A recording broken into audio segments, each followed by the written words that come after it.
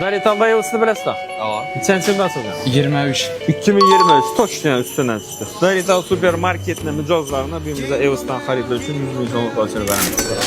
А вы фастфуд любите? Какой именно? Я не знаю, обычно Эвс кушаю. Эвс кушать? Как раз. Я не показал вам. Можете пойти в Эвс Даритал, там поесть на 100 тысяч.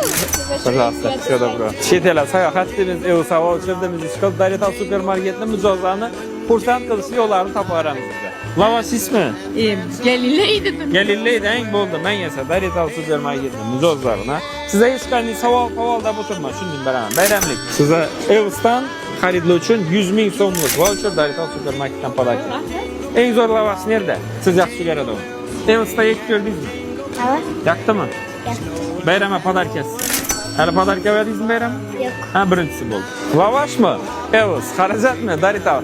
Hammangizni Daritalda joylashgan. Eus va Darital supermarketida kutib qolamiz. Bayramlaringiz yaxshi o'tsin.